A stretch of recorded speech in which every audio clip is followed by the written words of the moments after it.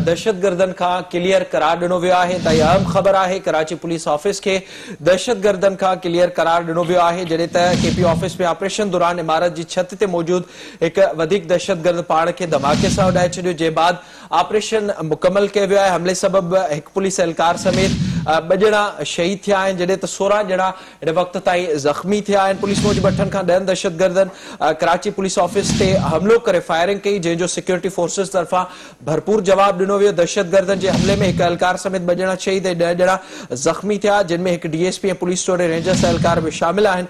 Police की कार्रवाई दौरान 2 दहशतगर्द मारिया विया आहिनि जॾहिं त 3 पाण के उड़ाए छॾियो आहे। पुलिस मूजिब 3 मंजिल ते दहशतगर्दन के जिस्म जा उज़वा भी मिलिया आहिनि ऐं उन सां गॾोगॾु DIG SSU मखसूस मेमण जो चवण है तो समूरा दहशतगर्द मारिया विया आहिनि जॾहिं त search operation bomb disposal squad वसीले उतां जो जारी है।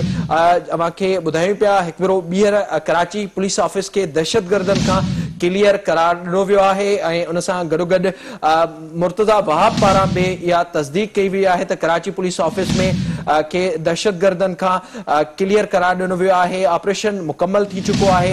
एक पुलिस एहलकार ऐं उन सां गॾोगॾु 2 ॼणा जेके मजमूई तौर ते शहीद थिया आहिनि। 16 ॼणा ज़ख़्मी थिया आहिनि। पुलिस मूजिब 8 खां 10 दहशतगर्दन KPO ऑफिस ते हमलो कयो, फायरिंग कई ऐं तक़रीबन ही 7:10 खां 15 मिनटन ते जेके हमलावर हुआ उहे कराची पुलिस चीफ के ऑफिस में दाखिल थिया।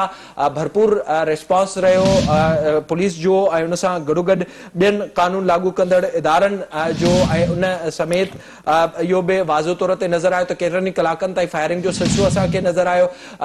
ट्रैफिक के मुकम्मल तौर ते शाहराह फैसल जेको कराची जो अहम रोड है उनखे उन वक्त बंद किया वियो।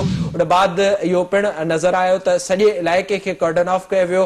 पुलिस तोड़े कानून लागू कंदड़ इदारनि पारां रेंजर्स पारां ऐं जेके स्नाइपर्स आहिनि उहे बि मुख़्तलिफ़ भरिसां वारनि इमारतुनि ते घुराया विया। उन्हनि वसीले दहशतगर्दन के सोगो किया वियो। इलाइक़े जी लाइट उन वक्त बंद कई वई ऐं उन वक्त दहशतगर्द छत ते विया जे बाद पुलिस पारां उन्हनि जो मुक़ाबलो कयो वियो ऐं उन दौरान ही असां इहो बि ॾिठोसीं IG सिंध पारां इन जो नोटिस वरितो वियो, मॉनिटरिंग कई वई। वॾो वज़ीर सैयद मुराद अली शाह इन जी पाण मॉनिटरिंग करे पियो। उन सां गॾोगॾु जेका सूरत हाल नज़र आई केतिरा ई SSP DIG उते उन वक्त पहुता ऐं उन दौरान इहो नज़र आयो त दहशतगर्दन के महदूद कयो वियो सिर्फ़ छत ताईं ऐं उन बाद दहशतगर्दन सां फायरिंग जो सिलसिलो बि जारी रहियो। अॻु में तक़रीबन 9:40 जे लॻभॻि हिकु दहशतगर्द पाण खे धमाके सां उड़ायो जॾहिं त कुझु देरि अॻु वधीक जेके 2 दहशतगर्द हुआ उन्हनि पारां बि पाण खे धमाके सां उड़ायो वियो ऐं जेका हिन वक़्तु अपडेट साम्हूं अचे पई कराची पुलिस ऑफिस के